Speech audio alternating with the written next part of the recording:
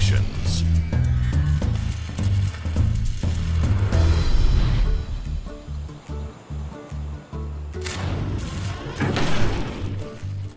Hey Louie, this is Brian House in Huntsville, Alabama. I've got a 1911 Colt Commander that's had some damage to it, some water seeped in. I'm really hoping your team can restore this pistol that I've had for over 40 years. It's a favorite of mine, want to keep it that way, and I hear you guys are the best at it.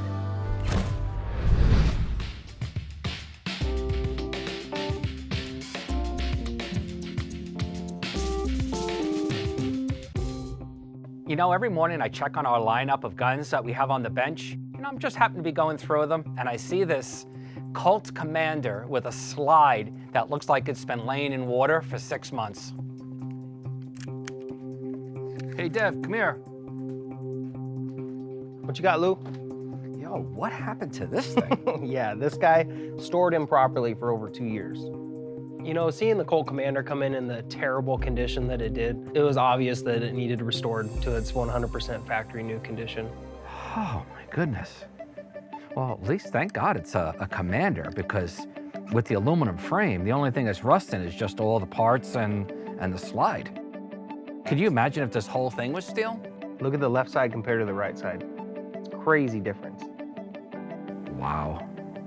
Seeing the rust and the pitting on the slide on the one side of the Colt as it came in was a compare and contrast to the other side. And truly, it's only because it was stored the one way for 2 years and then rust just caked itself to that slide.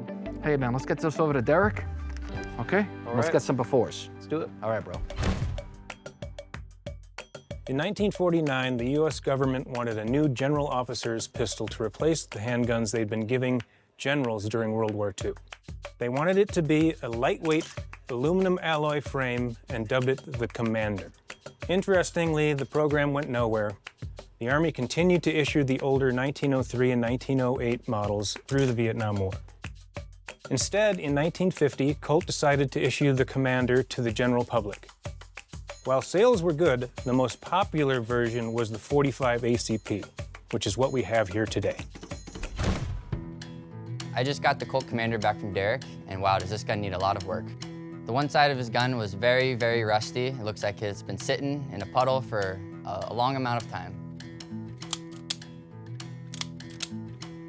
What's up, son? I just got this back from Derek. I'm looking it over mechanically right now. You know, Louie took the initiative to take a look at it and to make sure that it was functioning properly. You checked it mechanically? Yeah, let's look over it. Wow. Dry as a bone, huh? Yeah, very. Wow. So, big question. Do you think we can make it perfect or not? We'll make it 100%. You think so? Yeah, oh yeah. All right, buddy. This might be one of the rustiest guns we've had come into the custom shop, but I'm sure we can get the job done.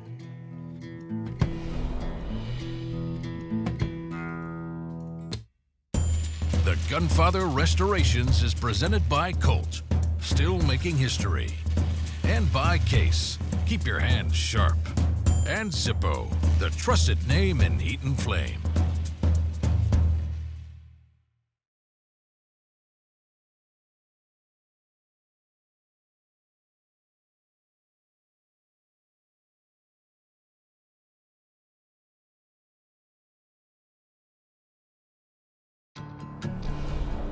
Louie and the Gunfather team just received a badly damaged 1972 Colt Commander from Brian in Alabama.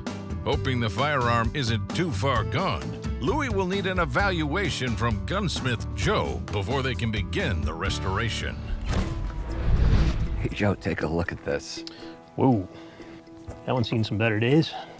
My first impression was the gun was extremely rusty and it was gonna require a lot of work to remove the bits. So what are you thinking over here? I mean, Well, it looks pretty deep on that slide. I think we're gonna have to take the stamp off, okay. get it down to bare metal. You think you can file all this out nicely? I can clean that up with a file. That'll be the easy part. There's some good positives about the Colt 1911 slide, and that is that it's a pretty hardy slide. Okay, there's plenty of meat on both sides.